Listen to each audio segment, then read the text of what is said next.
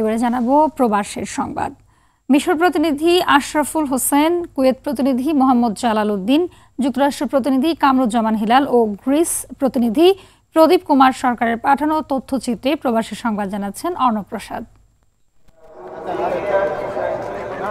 ধর্মীয় ভাবগাম্ভীর্যের মধ্য দিয়ে মিশরে উদযাপিত হল পবিত্র ঈদুল আজহা। দেশটির রাজধানী কায়রোর বিখ্যাত আল আজাহার ইমাম হোসাইন আমর ইবনুল আস সাইদা জয়নব সহ বিভিন্ন মসজিদ ও খেলার মাঠে ঈদের জামাত অনুষ্ঠিত হয়েছে। এবারের ঈদে মিশরে অবস্থানরত বাংলাদেশের বিভিন্ন মানবিক সংস্থা পশু কোরবানি করে ফিলিস্তিনি শরণার্থীদের মাঝে বন্টন করার উদ্যোগ হাতে নেয়। এ লক্ষ্যে আলহাজ শামসুল হক ফাউন্ডেশন, ওয়ান ওয়ার্ল্ড উম্মা ফাউন্ডেশন, হাফেজি হুজুর সেবা ফাউন্ডেশন, মাস্তুল ফাউন্ডেশন সহ বিভিন্ন মানবিক সংগঠনকে পশু কোরবানি দিতে দেখা যায়।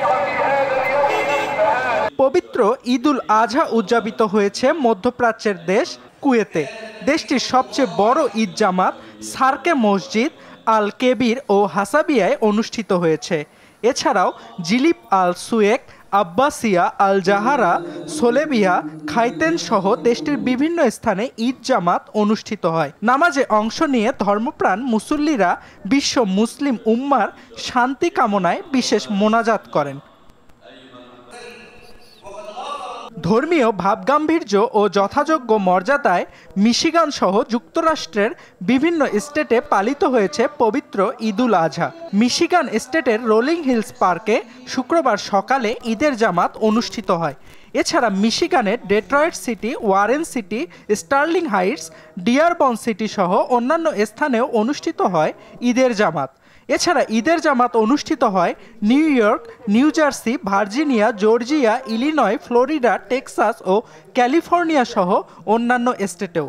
এসব ঈদ জামাতে দেশটিতে বসবাসরত প্রবাসী বাংলাদেশিরা অংশ নেন। গ্রিসে ঈদের সবচেয়ে বড় জামাত অনুষ্ঠিত হয় মানোলাদায়। এই জামাতে অংশ নেন কয়েক হাজার প্রবাসী বাংলাদেশি। এছাড়াও অ্যাথেন্সে জাতীয় মসজিদ সহ অনেক স্থানে ঈদের জামাত অনুষ্ঠিত হয়। নামাজের পরে প্রবাসী বাংলাদেশিরা কোলাকুলির মাধ্যমে একে অপরকে আলিঙ্গন করেন। এদিন মহান আল্লাহ পাকের সন্তুষ্টি লাভের আশায় অনেকেই পশু কোরবানি দেন।